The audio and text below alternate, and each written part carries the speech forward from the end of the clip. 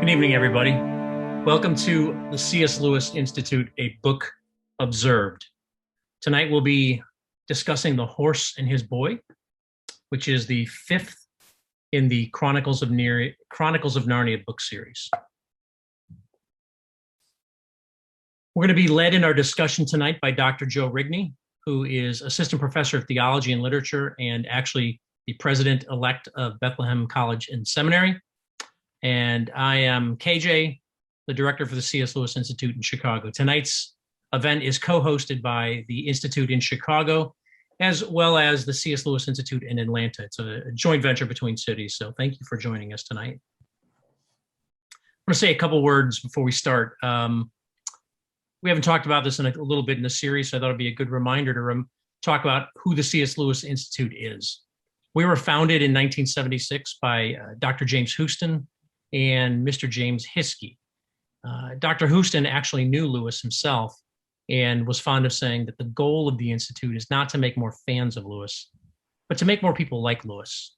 Now, we want to be like Jesus more than be like Lewis, right? Of course. We want to imitate Lewis, even as he imitates Jesus, to kind of paraphrase Paul. So that's really why we've used Lewis as a focus, as what a modern day disciple might look like. So our mission is, in the legacy of Lewis, to develop disciples who will articulate, defend, share, and live their faith in Jesus Christ in both personal and public life. We also have a couple new podcasts that are going on right now. They're exciting. This one in particular, I'd like to highlight, the Side B podcast with Dr. Jana Harmon. She basically goes through and interviews people who were once atheists, but have crossed into faith, that big line into faith. And the next episode that's going to drop tomorrow is going to feature the life of a former KGB agent, somebody who was a Russian agent here in the United States, who turned himself in, became an American citizen, and came to faith. It's going to be a compelling story. So tune in and subscribe to the Side B podcast. Another one is our own Questions That Matter with Dr. Randy Newman, author of Questioning Evangelism. He talks to authors about their books and has had some really fascinating discussions. The most recent one that dropped last week is actually with our own president, Dr. Joel Woodruff. And they're talking about his new book that uses Mere Christianity and helps you harness that book for discipleship. We often think of apologetics and evangelism when it comes to Mere Christianity, but he makes a compelling case that it is excellent. It's an excellent resource for Christian discipleship as well. So go ahead and check that one out. That one dropped last week. We'd love to have you subscribe to that podcast as well. Okay, now turning to our speaker tonight, Dr. Rigney, as I mentioned, is the president-elect of Bethlehem College and Seminary. He's also professor of theology and literature and pastor at Cities Church in St. Paul, Minnesota, as well as he's the author of multiple books. I can tell you firsthand that Live Like a Narnian and Lewis on the Christian Life are excellent books because I've read them. The other three have not read yet, but they're on my to-do list, Joe. And I'm excited that I think More Than a Battle is the most recent one. If you want to say something about that, and then from there you can take it away. Thanks, Joe. All right, very good. Well, good to see everyone, or not see you. I don't actually see you. You see me. But it's good to be with all of you again. I'm eager to talk here about The Horse and His Boy. To KJ's point about the most recent book, it's called More Than a Battle: How to Experience Victory, Freedom, and Healing from Lust. It came out in February, and it's a book that I've written out of my own ministry to men in particular who deal with sexual sin, pornography, and that sort of thing, and is designed to help create cultures of holiness in churches through wise mentorship and gospel presence, and tries to approach that struggle holistically. So if that's something that you struggle with, or that someone you love struggles with, feel free to take a look at that, More Than a Battle. So for tonight, we're going to be in Horse and His Boy, which is the fifth book in the Narnian Chronicles. We've done Lion, Witch and Wardrobe, Prince Caspian, Voyage of the Dawn Treader, and the Silver Chair. And so now we come to The Horse and His Boy, which is among the Narnian Chronicles, has historically been my favorite. Like I said last time, the Silver Chair may have nudged it out more recently, and there's some powerful stuff in that one last time. So, but I've historically said, when somebody asks, "What's your favorite one?" this is it, and I'll be sure to tell you guys why. The literarily, Lewis sets this one up. He knows he's going to write this book when he's writing earlier ones in Silver Chair, when Jill and Eustace are at the Cair Paravel, when they first arrive in Narnia. They get told the story of Cor and Aravis, of Shasta and Aravis, and so they're told this story, and it's a setup for this book in which we actually get to see this story that happens during the reign of the four original Pevensies, the four high kings and queens of Narnia. So let me give you a brief overview, and then I've got a few things that we'll cover by way of themes, and be getting your questions ready to go. We'll take those at the end. Basic narrative here is Shasta is a young boy in Calormen. Calormen, if you had a map of Narnia, I don't know how it'll be oriented for you. You'd have Narnia, Archenland, and Calormen to the south. North of Narnia, you have the land of giants, Ettensmoor. And then to the, I'm going to do this way, even though it may be backwards for you. To the east, you can go to the islands and end up in Aslan's country. Oh, there we go. That's awesome. That's fun. Okay, there you go. So this is a map of just the horse in his way. So up there on the north, you got Anvard. If you were to go north from there, you would end up in Narnia. But south, you've got Calormen, which is like this massive empire, okay, compared to Narnia and Anvard, which are much smaller kingdoms.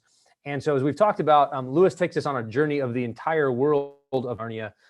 We spend some time in Narnia itself in those first two books. We journey to the east, across the ocean in The Voyage of the Dawn Treader. We journey to the north in The Silver Chair, and this is the story that takes us south, and that will eventually journey from Calormen to Narnia and the north. And then just to anticipate, in the final book, we get to go west to the Western Wild and see the edge of the map over on that side. So we're in the south. Shasta is a young boy who lives with a fisherman whom he calls father, but we discover throughout the book is not in fact his father, but he was somehow ended up in Narnia when he was a baby, and was adopted or enslaved, depending on how you look at it, by Arshish, the fisherman. And he's grown up there. He's a young boy. And one night, a Tarkan, who's like a lord of Calormen, comes through and offers to buy him. Arshish is going to sell him, and they're haggling over it. And Shasta's, sort of thinking about this. This could be interesting. Maybe it'd be better to be a slave of a Tarkan rather than a fisherman's son. And he's talking to the Tarkan's horse. He says, "I wish you could talk, boy, and tell me what your master was like." And the horse says, "I can talk." And we discover Bree, who is a Narnian horse who was enslaved and has been passing himself off as a dumb Calormen horse for the last however many years. And they decide together to escape. They can work together. If a horse is running away, people will go after the horse and bring him back. If a boy is running away, he'll never get far. So if they go together, though, maybe they have a chance to get through. So they're going to journey to Narnia and the north. And so off they go, and Bree teaches Shasta how to ride, because Shasta doesn't know how to ride. And Bree's a great war horse who has lots of great stories about fighting in battles, and is telling Shasta about how great Narnia is, and also says Shasta is probably from the north because his complexion is different than those of Calormen. Calormen, Lewis sets Calormen up as a sort of almost a Middle Eastern type culture, whereas Narnia and Archenland are more European. So they're journeying north, and on the way, all of a sudden get chased by lions. And as they're being chased by lions, they get drawn together with another horse and rider who are running with them. They escape from the lions, they cross over, and they meet up with the Tarkina, it's a female Tarkan, Aravis, who happens to be running away with another talking horse, Hwin. And Aravis' story is that she's a Tarkina, and she's betrothed to a humpbacked, ugly old man named Ahoshta, who's going to be the Grand Vizier, the chief counselor to the Tizrak, who is the Sultan of Calormen. And she doesn't want to get married to this hunchbacked, evil old guy. And so she was going to kill herself, but her horse intervened. And so now she and the horse are escaping north as well. And so the four of them decide to journey together, with the big barrier being, how are we going to get through Tashbaan, which is the main city of Calormen? We have to get through there to get to the desert, and then from the desert, pass through the desert to get to Archenland and to Narnia.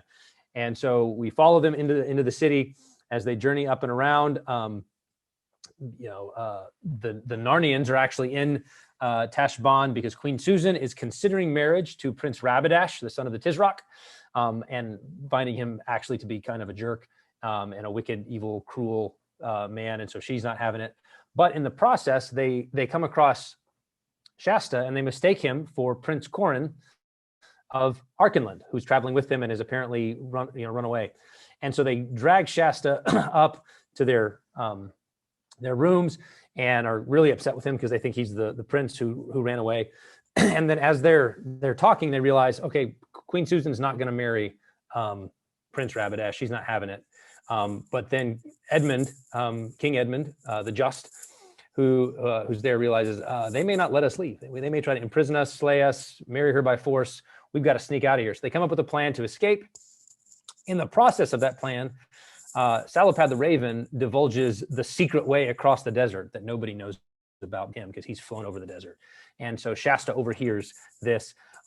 After they break up for the night, Prince Corin climbs back through the window with a black eye and a missing tooth.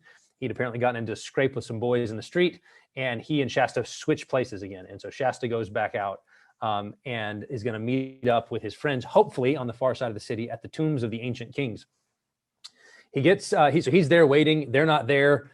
He waits a day and a night, or night and a day, and is very nervous that they left. He can see the mountain in the distance that he's supposed to aim at if they're going to find the secret way across the desert. And thankfully, that evening, all of a sudden, the two horses appear being led by a groom, and we discover what had happened to Erebus and the horses when they had been passing through the city. And what happened was this: Erebus saw one of her friends, and one of her friends said, "Hey, Erebus, you're here," and she's trying to run away from the evil old hunchback and her father, who's trying to force her to marry him. And so her friend says, "Hey, your dad's looking for you." Shh. And she jumps up, goes back to her friend Lasserline's house, and Lasserline is this sort of flighty Calormen Tarkina, and she's going to help her escape. So they're going to sneak through the Tisroc's palace down to the waterfront, and she's going to get out while the horses be led by the groom to the tombs. As they're trying to make their way through the castle, all of a sudden somebody's coming down the way, so they have to hide, and they hide in a room. And while they're hiding, who should come in but the Tisroc and his son Rabadash, who's very angry that Queen Susan has escaped him, and the Grand Vizier Ahoshta, who is Erebus's betrothed. And they have a conversation in which basically Rabadash volunteers to go try and take Susan by force by conquering Arkenland with 200 horses and then raiding Narnia, stealing his bride and coming back. And the advantage of this plan from the Tisroc's perspective is if it succeeds, he gets Arkenland and Narnia. If it fails, he can just blame it on Rabadash and it's no skin off his back. And he'd just as soon get rid of this proud, cruel, arrogant son of his. And so the two girls overhear this and are terrified because if anybody finds out, they're dead. They don't get found out. She makes her way through. Erebus meets up with the others and says, "Hey, they're going to attack Narnia. They're going to attack Arkenland. We got to go." So they head across the desert, make it across the desert to a river and into Arkenland. They're a little bit lazy as they get there, taking their time, taking good long drink, a nice long nap. And they look up and, oh no, here come Rabadash with 200 horses. So now they're off and running to try to beat Rabadash to Anvard, the capital of Arkenland. And if they can get there in time, they can save the day. While they're going, another lion comes out and chases the horses. Shasta tries to scare the lion away, and it apparently works. It's a really funny scene when Shasta runs at a lion saying, "Go home, go home." But Erebus gets scratched. The horses are wiped out. They come to the house of the hermit of the Southern March, who says, "Run, boy. King Loon's that way." He's the king of Arkenland. And so Shasta takes off running, meets up with King Loon, who again mistakes him for his son, Prince Corin, and says, "No." And Shasta gives them the message, "Rabadash is here with 200 horses. Your castle's in danger." They all ride back. And again, as has happened so many times in this, Shasta gets lost. This is a recurring theme, if you notice. The Shasta is lost in the beginning. He's lost through Tashbaan, and now he's lost again when he meets up with his with the Arkenlanders. And instead kind of finds his way walking through a pass with some big thing next to him, who we discover is in fact Aslan.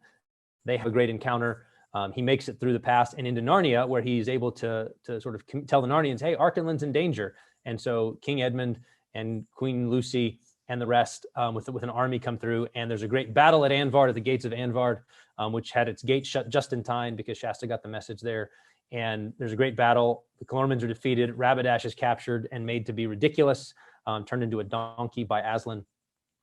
And then it's discovered that, of course, as we've sort of suspected all along, that Shasta is in fact the king's son. He's the lost twin of Archenland, who was stolen away as a baby by a embezzling lord of Archenland and taken to sea, where he ended up at Arshish's house. And so he's reunited. His name is actually Kor. He's now the prince of Archenland. He and Erebus invites Erebus to stay at the house, and he's going to become king someday. And the two of them quarrel so much that they decide to get married.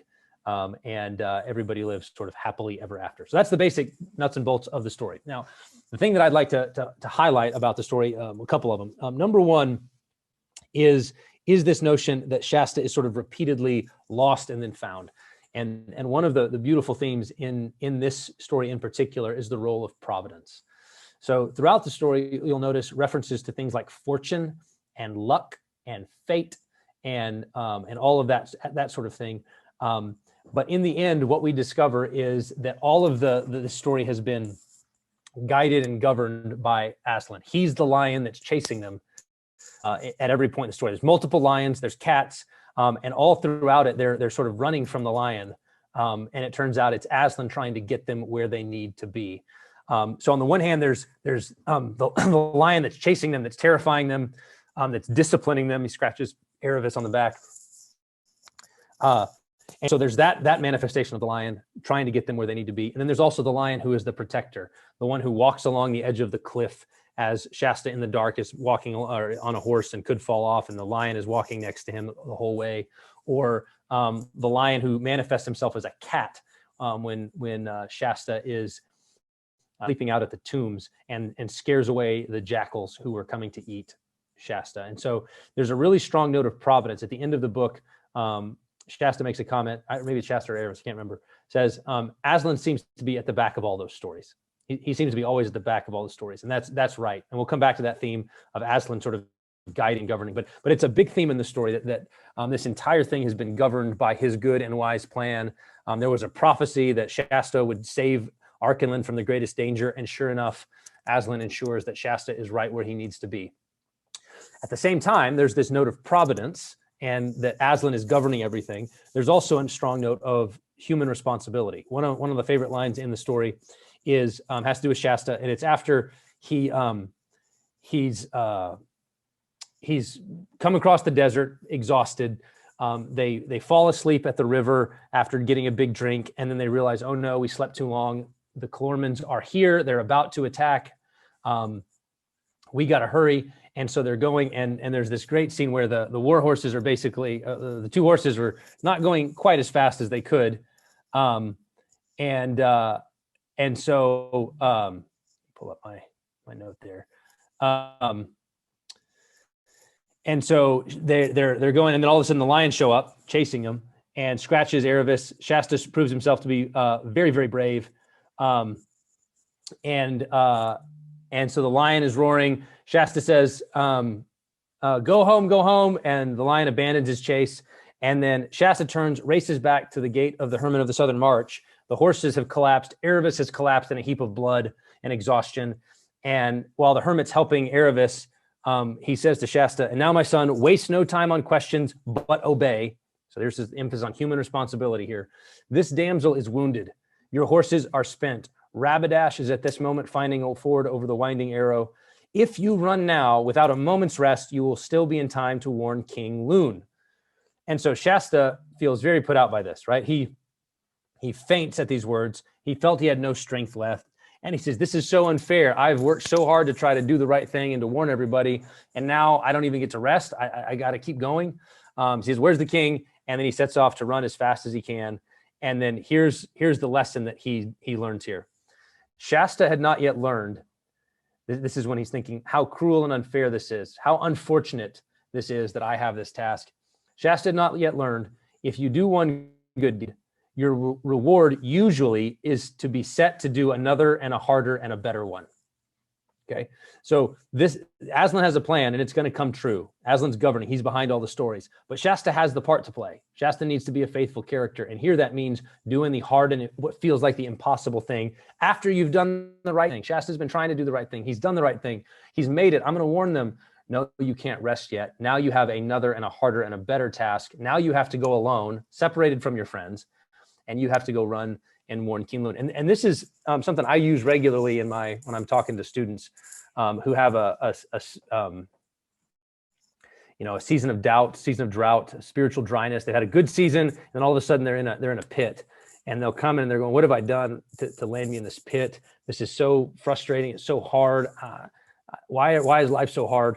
And at that point, I usually look across my desk and say something like, "Congratulations, you've just been promoted."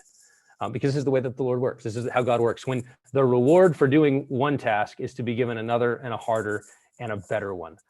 God has more for you. He's going to stretch your spiritual muscles till you think that you're breaking and that you can't take any more. But he's with you. He's protecting you. He's guiding you. He's not abandoned you. It may feel that way at times. It may feel like you're all on your own.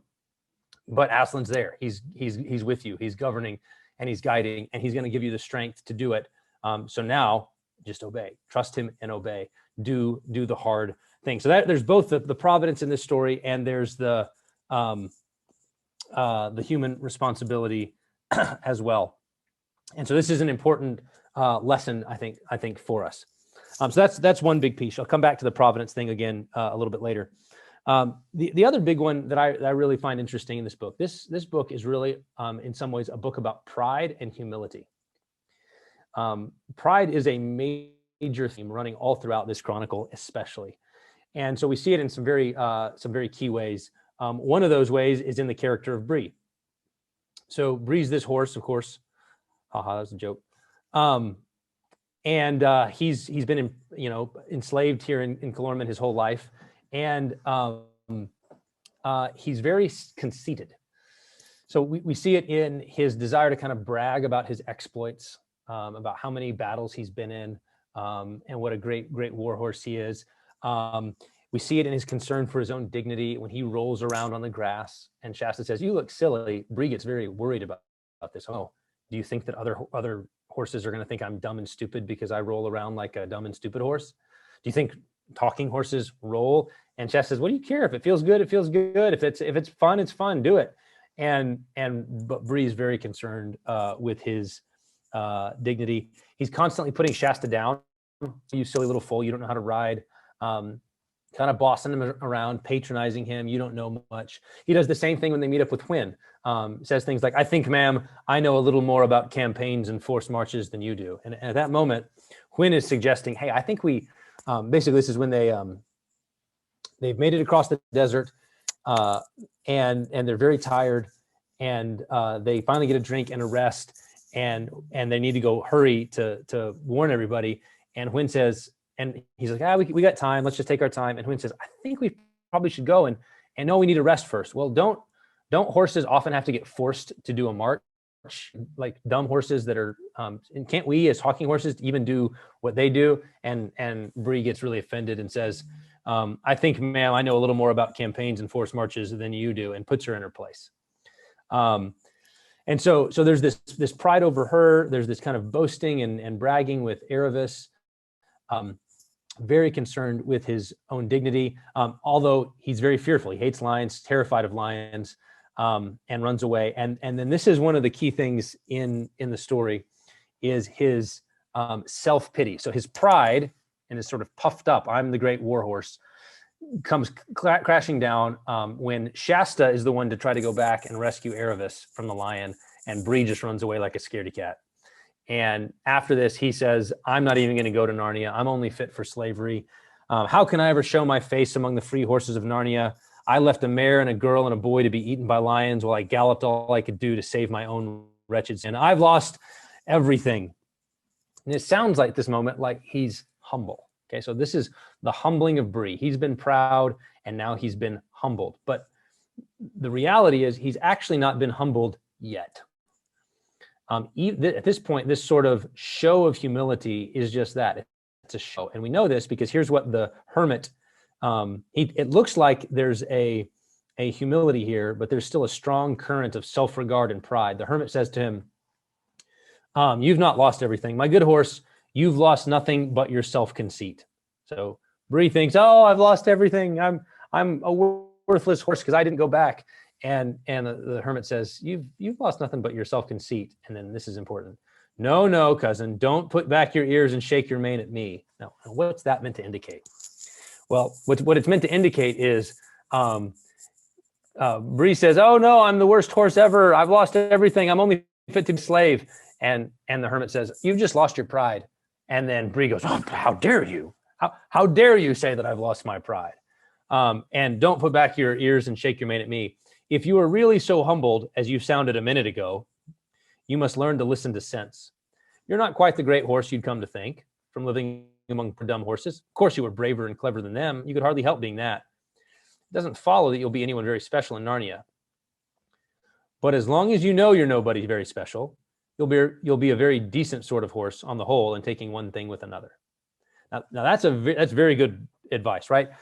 Don't think about yourself. You were thinking about yourself too much when you thought you were great, and you're still thinking about yourself too much when you think that you're worthless. But in both cases, you're just thinking too much about yourself. Okay, so know that you're not somebody very special, and don't shake your mane when somebody points it out. What we see here with Bree is this sort of moment of, it would be like this.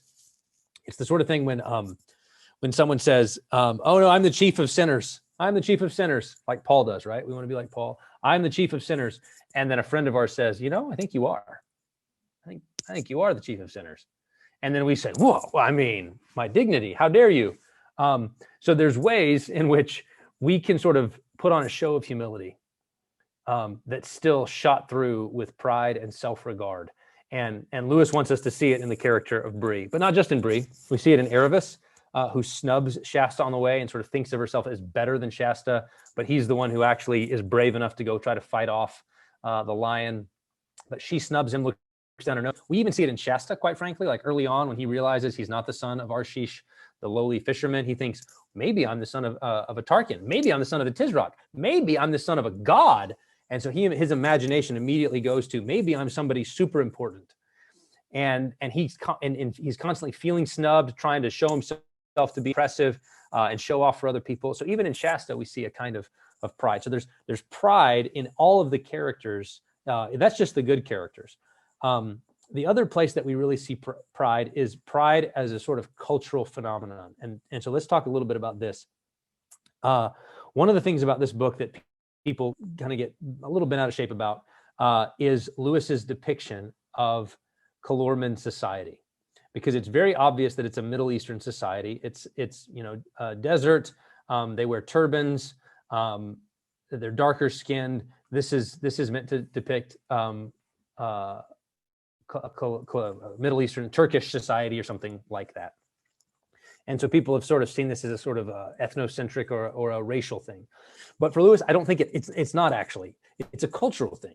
And what he's attempting to do in depicting it this way is show the oppressive structure of a society that worships false gods. So the god of Calormen society is Tash, this great bird demon that we meet in person in the final book. But here, the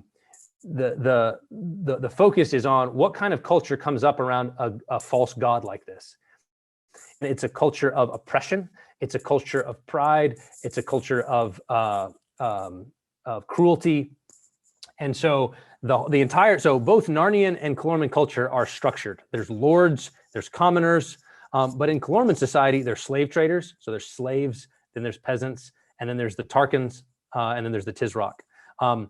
And they lord it over each other. Okay, it's a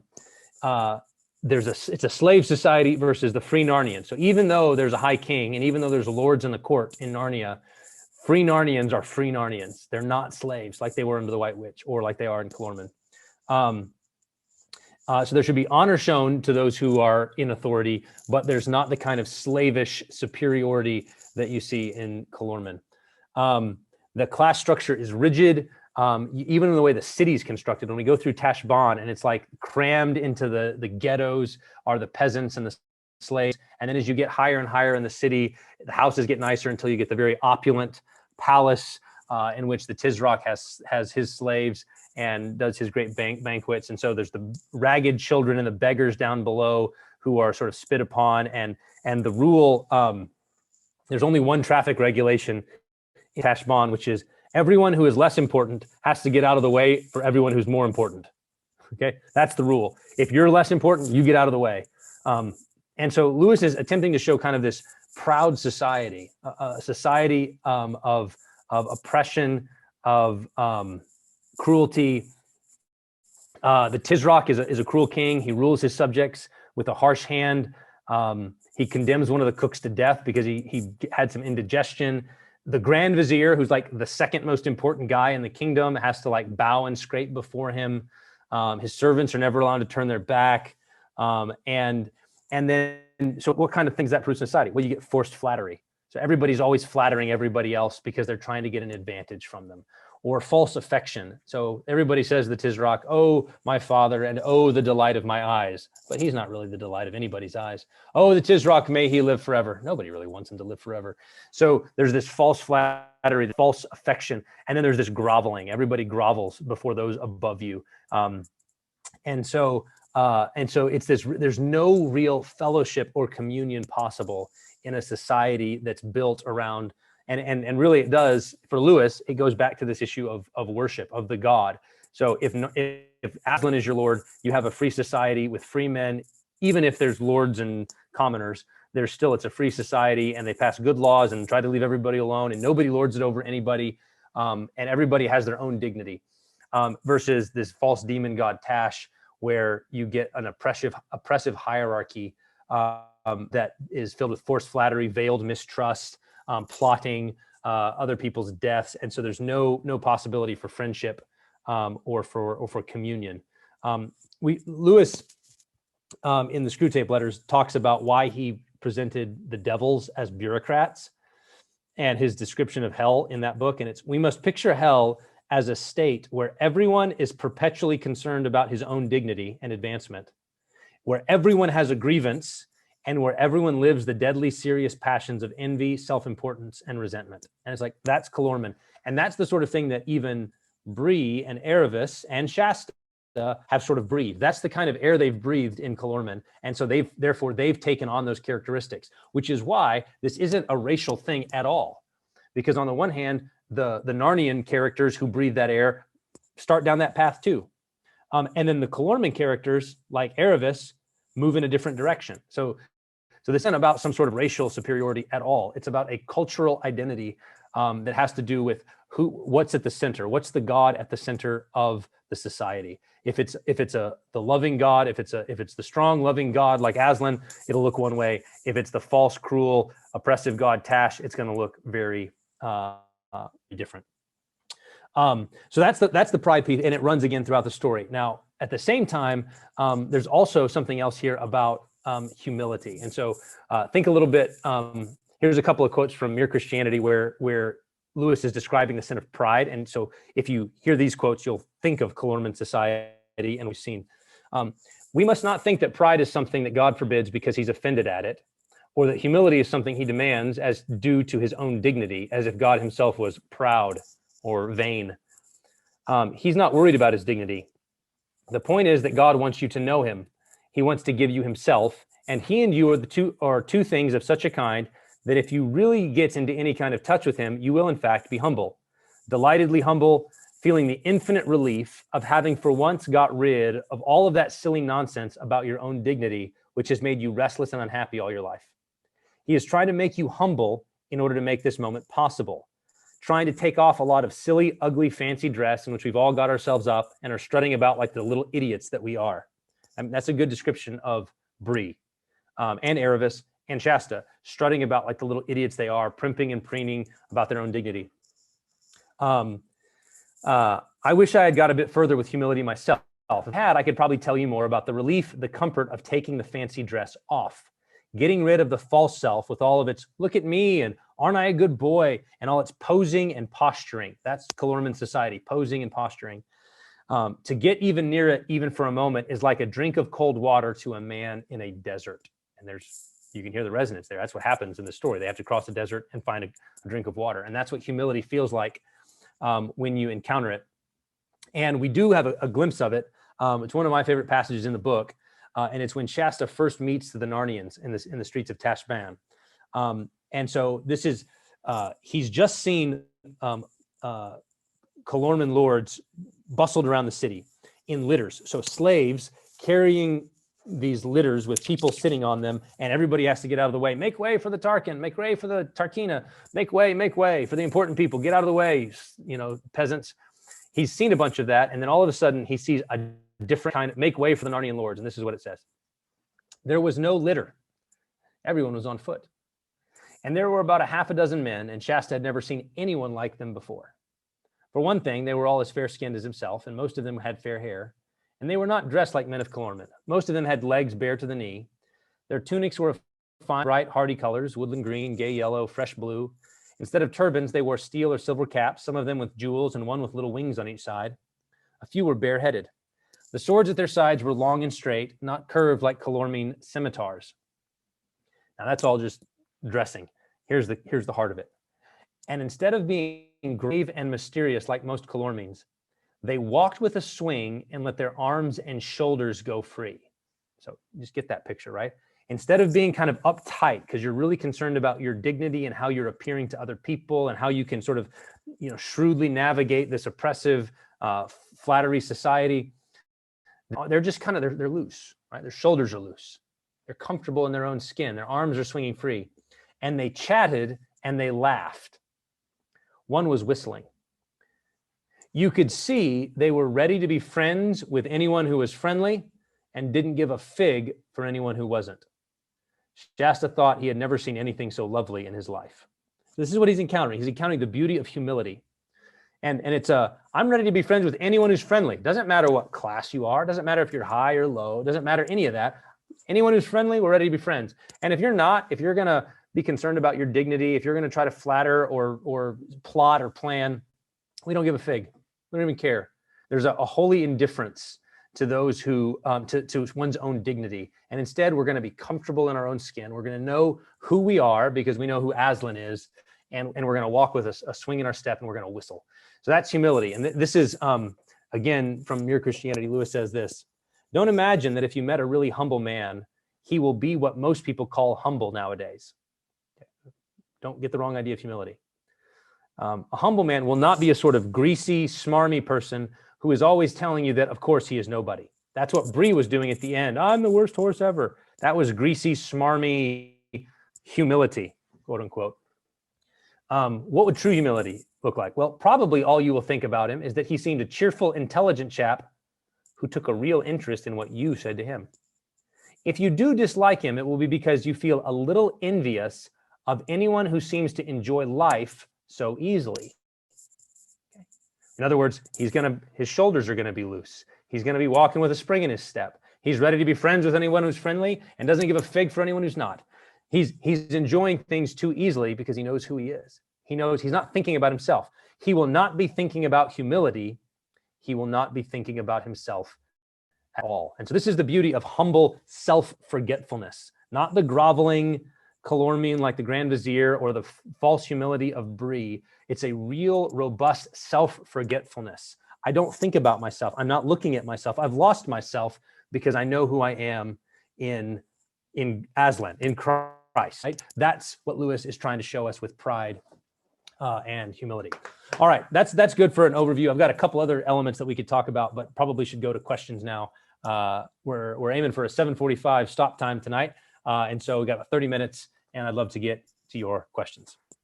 Great. Well, let's pull up the Q&A and see what we got here. And actually, before I lose it, we had one that came from the chat room from Wes Sawyer. He asks, it's been many years since I read the Chronicles to my kids. I remember thinking it was a book about freedom and free thinking. Can you elaborate on this? That this one was about freedom and free thinking. Freedom and free thinking. Yeah. So there's definitely a note of freedom. I don't know if I'd peg it as this is the only one that shows up in. So he talks about in Lion, the Witch, and the Wardrobe, about, they passed good laws and they put a stop to busybodies who were always trying to boss people around. That was sort of Lewis's idea of a free society. There's an essay on that too. I'll see if I can figure out what's the name of the essay where he talks about the beauty of the freeborn mind. So there's an essay on the beauty of the freeborn mind that Lewis wrote. That he goes into more detail on this, and it does come up that the desire for freedom, the contrast with the slavery of Calormen society. Narnia in the north is a side of freedom, but I think this is where the idea of the pride thing comes in, because the freedom here, there's actual physical freedom. Shasta is like basically a slave. Aravis, even as a Tarkina, is almost like a slave. Her dad gets to boss her around, and one of the distinguishing features between Narnia and Calormen is girls aren't made to marry someone against their will in Narnia. And so there's that kind of, like, I guess, physical freedom or temporal freedom. But the real freedom that Lewis is trying to show us is the freedom from pride and self-conceit. Like, that's the true slavery here. Is it's not just, oh, there's oppression. That's real. That's in the story. But Bree's enslaved, Shasta's enslaved, Aravis is enslaved, and it's not to external things, but it's to their own vanity, their own pride, their own self-regard. And they need to be freed from that. They need to be properly humbled if they're going to actually be able to be true Narnians. So yes, I do think that's there, but you have to get that there's a spiritual freedom that Lewis is trying to show as much as a liberation from slavery in Calormen. Okay, great. Let me make a comment.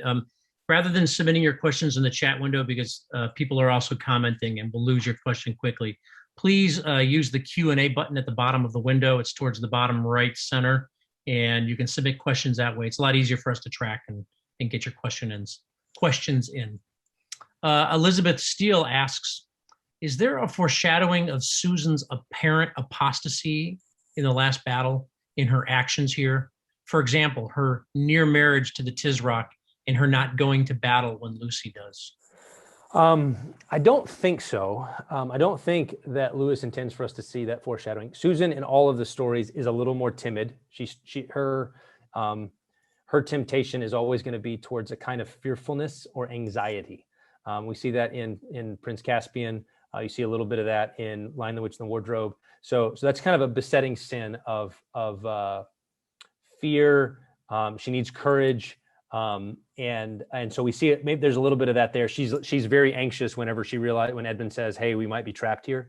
But I don't think the fact that she was basically tricked by Rabidash, who was very, Rabidash shows himself when he comes to Narnia, is very courtly, proper, respectful, honoring, and she thinks, oh, maybe he's a good guy. And then she gets back and sees him at home, and it's like, oh man, he's a cruel, pompous jerk who oppresses people. And so she just doesn't. The proverb they use in the stories, "Come and live with me, and you'll know me." And they need to go see what he's actually like at home. And so I don't think we're meant to see like some major defect in her character because she was tricked by that.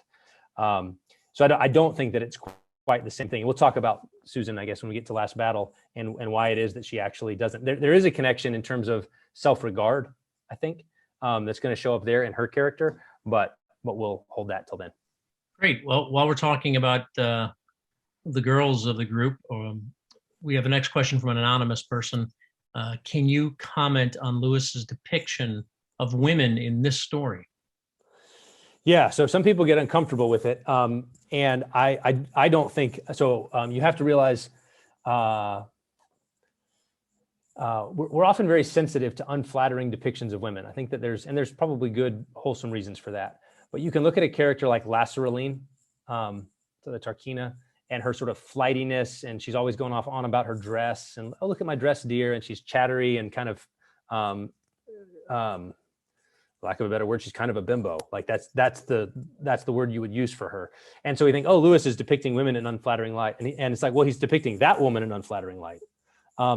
But Susan's noble and gentle in the story, and is concerned for other people's safety. She's Queen Susan the Gentle. That's what that's her characteristic. And in Aravis is flawed, like Shasta is, and like Bree is. She has pride. She has issues. She has to change and develop. But she's very noble, right? So she would never leave a friend. She's loyal to a fault. She's never going to leave a friend. Even Shasta thinks, oh, she's going to totally ditch me if she gets the chance. And the narrator says this, that Aravis would never do that. She's true as steel.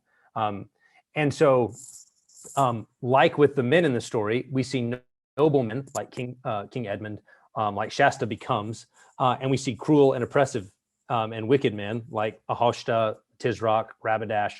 We see good men like King Lune, maybe come back to that. And we see good women, Queen Lucy, Queen Susan, and Aravis becomes that as well. So in both cases, you get vices and virtue, and they just happen to be, Lewis is depicting them in particular sort of ways.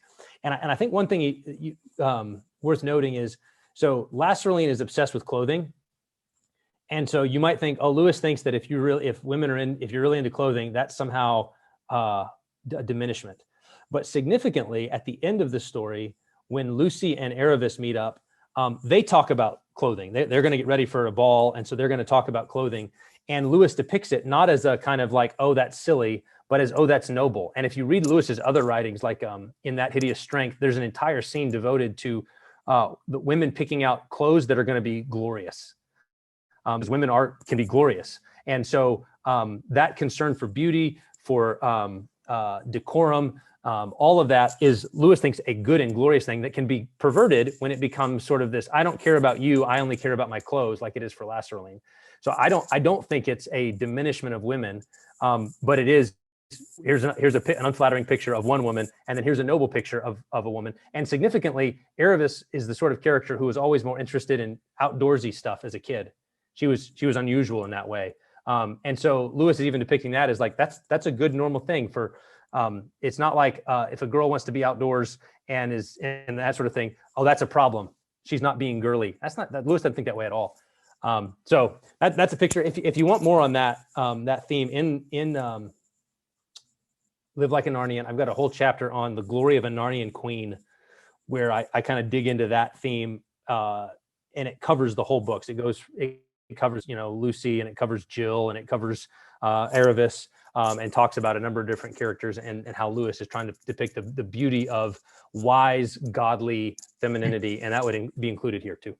Yeah, I haven't picked up on that theme. It's interesting. It makes me think of, in our tendency to profane good things. We can do that with just about anything. So that's a really good observation. Right. So masculine strength can be corrupted and become cruelty and oppression, right? And so when you see cruelty and oppression, you don't say masculine strength's bad. It's like masculine strength's good. King Edmund has it. That's why King Lune has it. That's the point. That's the good version, and then that's the corruption. And Lewis is always going to be kind of showing, here's the good and here's the corruption. Yeah. Okay. Thank you. So we have a question from David McKay. He asks, if you said why the horse and his boy is your favorite, I missed it. Could you tell us, please, again? Yes. So the main reason is King Lune. Thanks for asking. King Lune is probably my favorite character. Puddleglum's close, but Lune may take the cake.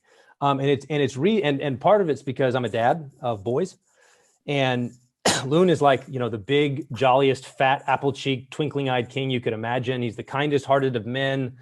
And I think he's a great picture of sort of godly masculinity. And so, he says, the king's under the law. It's the law that makes him king. So he's a man under authority. He doesn't lord it over his subjects. And so he doesn't lord it over his subjects, but instead he's a good king. When we meet him or when we see him, he's working with his dogs. He's not afraid to get his hands dirty. He's not I'm going to lord it over you. I make the peasants do the work. He gets his hands dirty. So he's down with his people.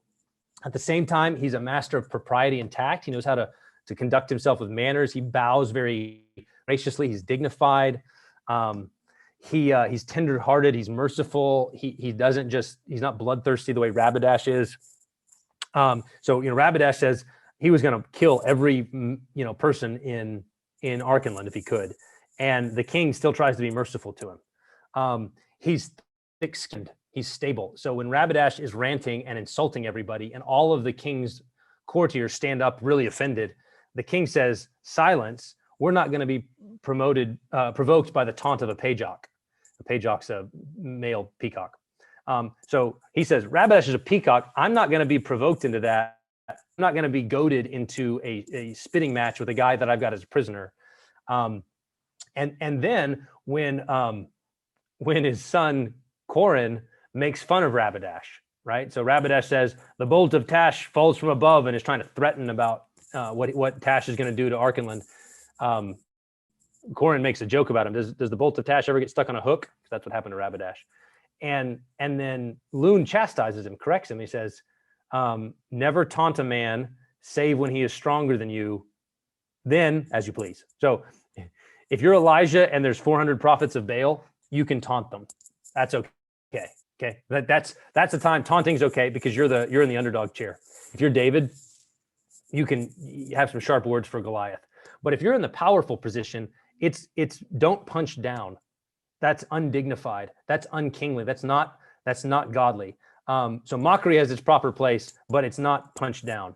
And then the biggest thing is just the way that Lune's like a father of manifest delight. Like when he sees his boys, his face lights up, he hugs them, he's affectionate with them.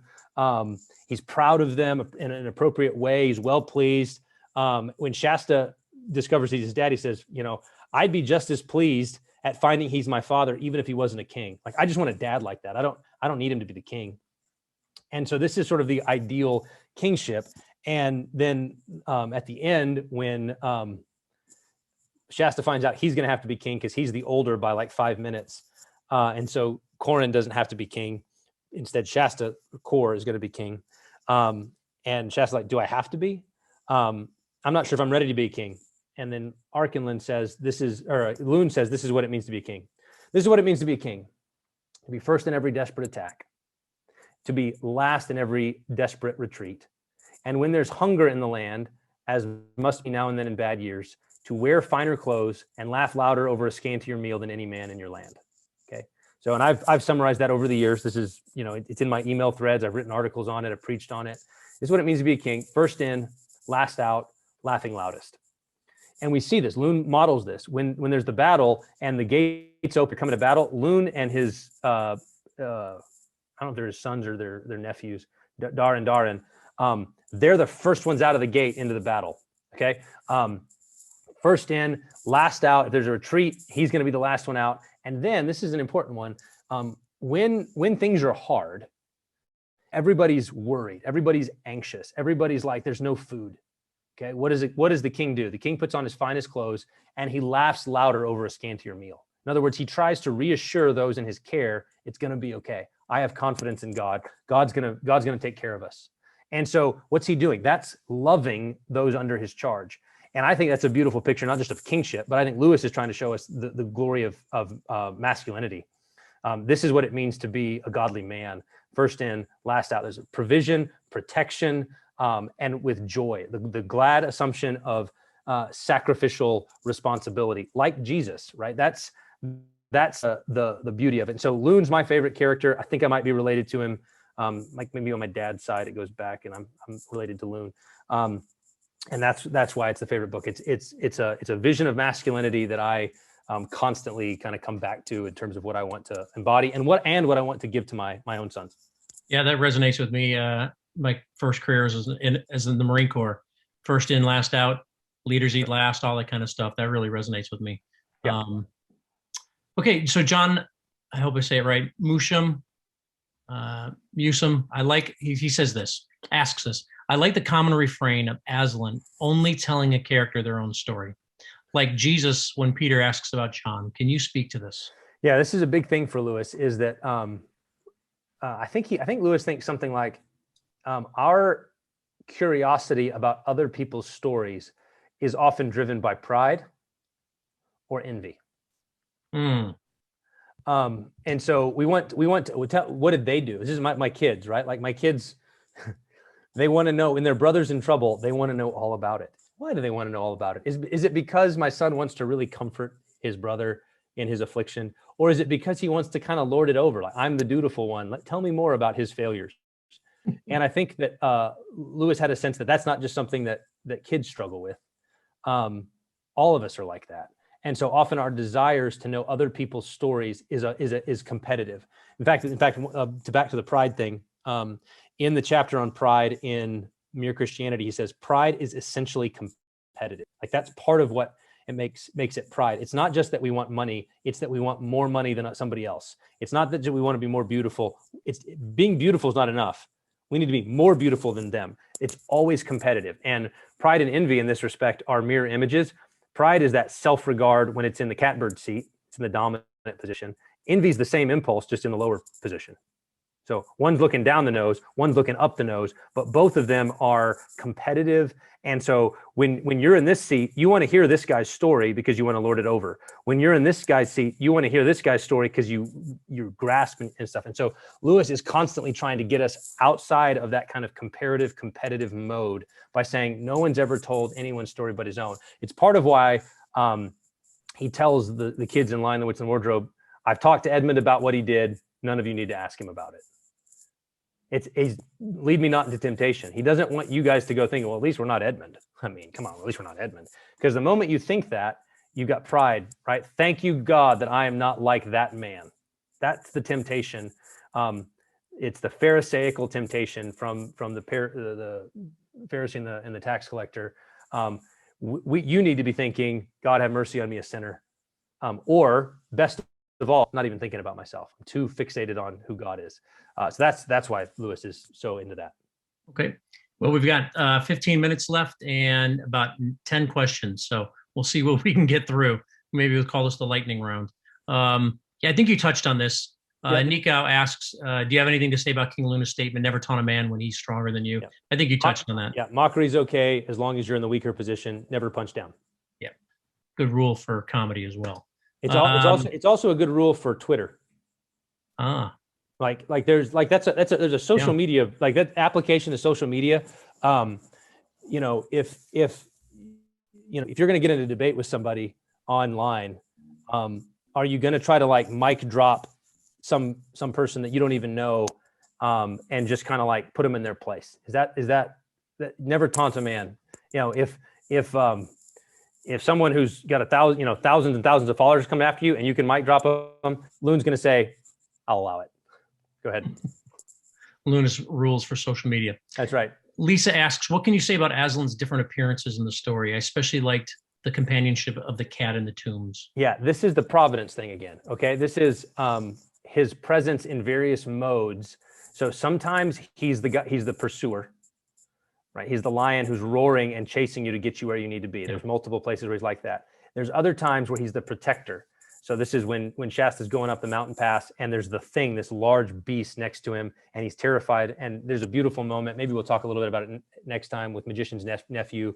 Diggory and Shasta make a great pair in terms of thinking about their encounter with Aslan, where Aslan is, I was the lion who pursued you. And then the cat, I think, is the comforter. So in that respect, there's a certain kind of comfort that comes from, I have a lion that I know. So Lucy, once she knows Aslan as the lion, feels safe with him. Well, Shasta doesn't know him as a lion. He's seen is lions chasing and roaring. And so how does the lion come to be near to him is as a cat, so that he can know him and be comforted. So the cat, if you read that section, Shasta is like, oh, I'm glad you're here, puss. Like, I'm glad you're here, little cat. You're shrunk down to my size. And there may even be a little bit of a play on that thing that Lucy said in Prince Caspian when she says, Aslan, you're bigger. And he says, that's because you're older. Not because you are, no, but every year that you get older, you'll find me to be bigger. Well, Shasta, so Aslan gets bigger as Lucy gets older and she knows him better. Well, Shasta doesn't know him.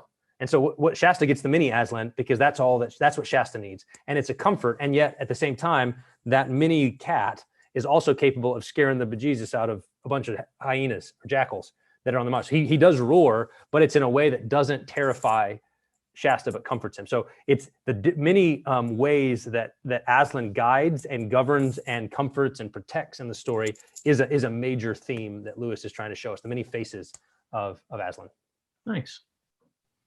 Winifred asks, could you comment on the planetary elements of this book? And says Mercury. Yeah. So this is back to Michael Ward's thesis.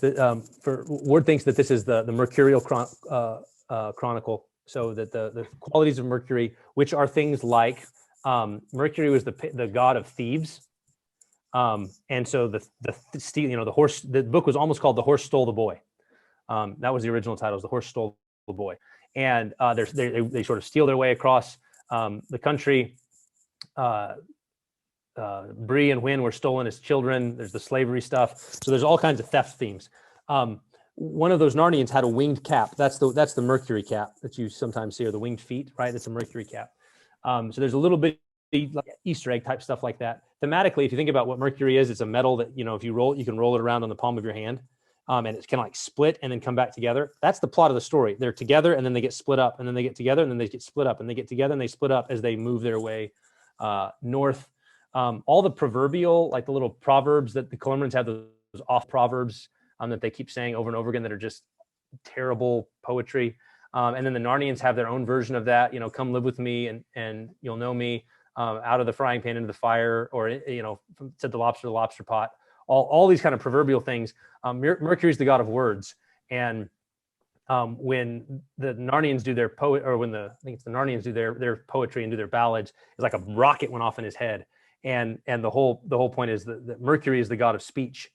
He's the messenger of the gods. He's fast. There's a fast-paced story. So there's a number of things that Ward highlights in this story that have to do with the Mercury theme.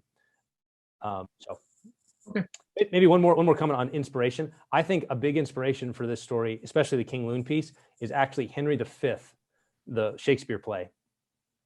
So in Henry V, there's similar scenes where Henry kind of gets down with his men and comforts them in the sort of first in, last out, laughing loudest kind of sense.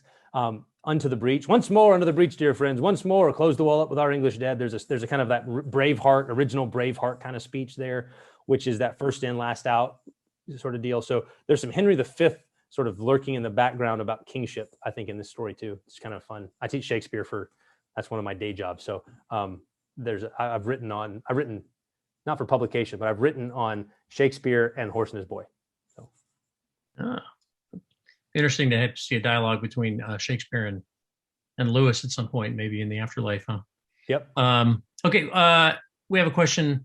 What do you think of the statement that one of the worst results of being a slave is when the slave gains her freedom, that they may have lost the power to force themselves to do what needs to be done? Yeah. So it's interesting. It depends. That's a sort of, it depends. So I was recently teaching in one of my classes, Frederick Douglass's autobiography, the narrative of Frederick Douglass. And one of the things he says is that the best and hardest he ever worked was after he achieved his freedom. It's when he became a freedman and was North, and he was working for his wife and to provide for his family. And there was a kind, like the dignity of the work gave him a zeal and a zest that he lacked when he was a slave, because he was compelled to do it. So there's in some ways, like Douglass might say, it's the opposite actually, that once you freed him, the slave in Douglass's mind, he was working for himself and his family to provide and protect, and that there was a dignity to the work that gave him a zeal that he lacked when it was the lash that kept him at it. Flip side, I also taught W.B. Du Bois's Souls of Black Folk, and he does talk about the way that the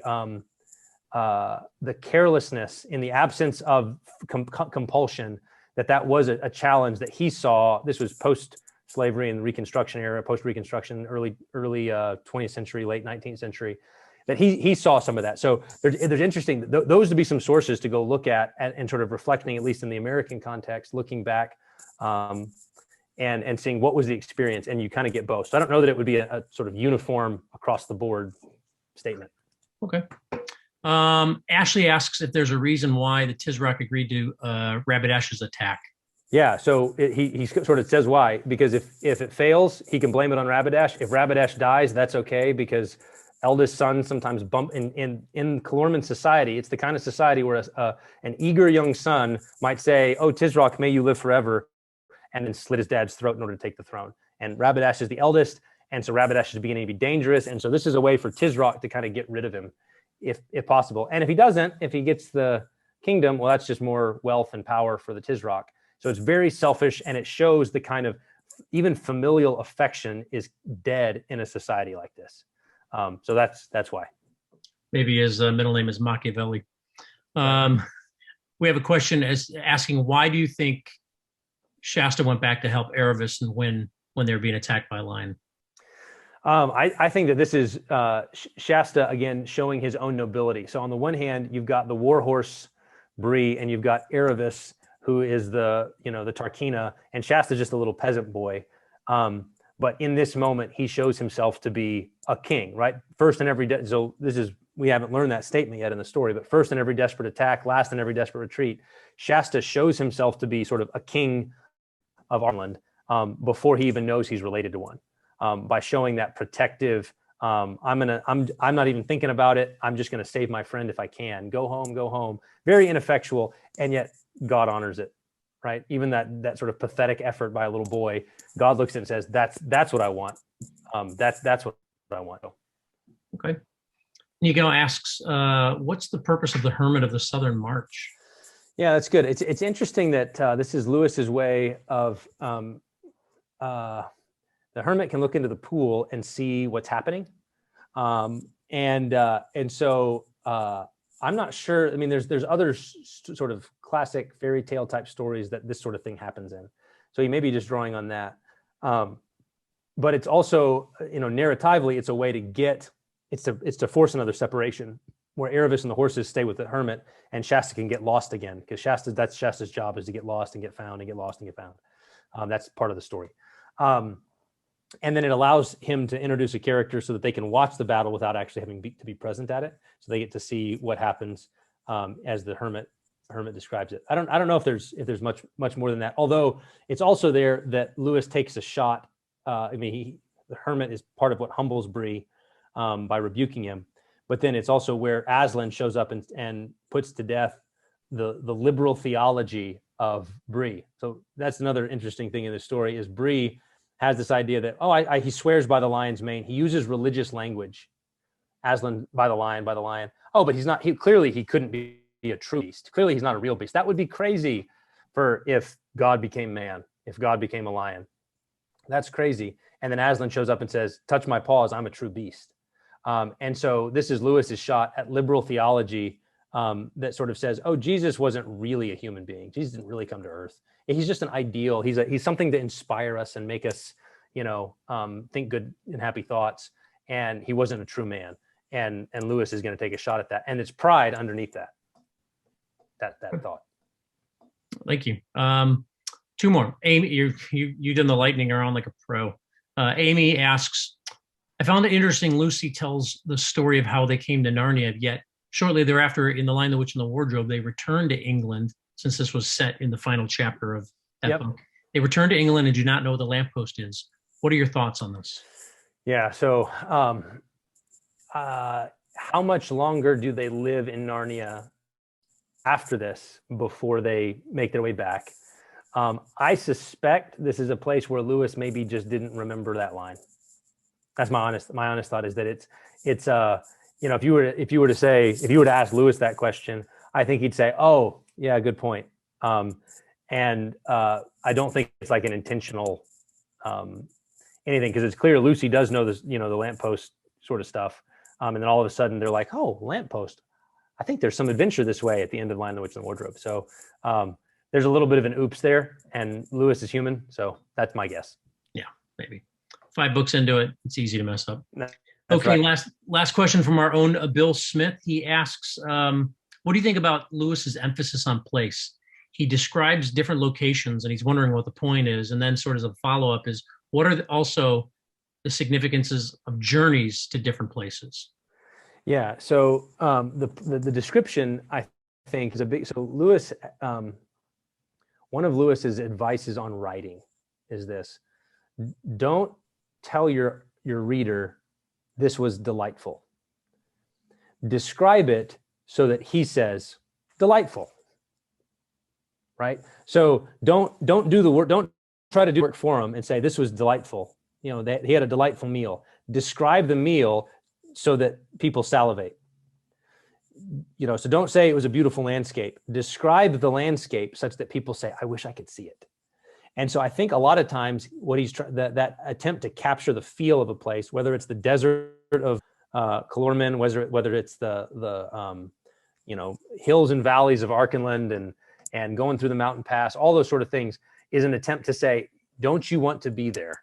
Can you see it in your mind's eye? And that the feel of a place was something that Lewis found very potent. The Irishness of Ireland, the Londonness of London, the Minnesotaness of Minnesota. He wants to communicate that feel, if possible, he calls it the kappa element in romance in one place. It's sort of like this hidden thing that you can sort of tap into. And he wants to write in such a way that tries to give the reader that kind of experience. So that's what I'd say there. On the journey motif, it is interesting how certain of the journeys that we see are very purposeful. Like this one is to Narnia in the north. The goal is get north and get free. And yet in Silver Chair, it's a wandering journey. All we know, there are signs, but we don't know exactly where we're going, and we just kind of have to trust that they'll be there. Okay, so it's a quest. We want to find the lost prince, but how we're going to get there isn't quite clear. And I think at some level, same thing with Voyage of the Dawn Treader, right? We're going to go find the lords, but we don't know exactly where they are. And there's an element of, well, that's what life's like, right? Like everybody has a destination. Everybody's going to die. And everybody's going to stand before God. But what's it going to be like till we get there? And is somebody guiding us? Is somebody with us, right? Do we have instructions? Do we need to remember the signs? Do we need to be faithful as we journey? Do we need to find companions for the journey? All of those sort of things show up in each of the stories. All of those are there. The companionship, the need for guidance, the protection. Aslan's at back of all the stories with, behind a frowning providence. He hides a smiling face. Even when things are hard, he's there and active and working. And so Lewis is, again, this is what life is. And so again, Narnia is meant to, is discipleship. It's meant to show you what the Christian life is really like. Great. Well, I think we're at time now, Joe. So I want to thank you for joining us again. We look forward to joining you again 1 month from now, June 17th, when we discuss The Magician's Nephew. Do you have any tips you want to give us in parting? Yeah, let's think. The Magician's Nephew. So one thing, I may try to do this then. Diggory and Shasta are both young boys with hard things in their lives. And I think this is one of the most potent things in all the stories. So compare Diggory and Shasta's story. That'd be a good thing to do. And the narrative arcs there. Hunger for a father, hunger for a mother in those two stories. And then I would pay attention to Uncle Andrew, Jadis the Queen, who becomes the White Witch, and Diggory. There's some interesting comparisons between those three characters. So pay attention when you see, if you see any similarities between those three and what Lewis might be teaching. There's some good little tips. Okay. Thank you, Joe. I appreciate it. This has been fun. I can't believe that we're over halfway through the series. Almost done here. Yeah, it's been great. Well, we'll see you June 17th. Everybody else, thanks for joining us. As Joe checks out, you can see the information in front of you. We got June 17th and July 15th, and we're going to go through The Magician's Nephew and The Last Battle. Since you joined us tonight, you know the registration link. You can just go to that same registration link, cslewisinstitute.org/abookobserved, and you can register for all of the remaining events in this now. I would say before they fill up, but they won't fill up because we have plenty of space. But you can reserve your seat now and join us. We are posting these on YouTube as well. So if you take a look in the chat, I put the link to the YouTube playlist that we have created, so you can see all of the Book Observed events, to include the ones we did with Dr. Jerry Root on books like Miracles and A Preface to Paradise Lost and things like that. So we've got about 10 or so videos there that you can catch up and brush up on your Lewis reading. So that's it for tonight. Thanks for joining us. We look forward to seeing you in a month. God bless.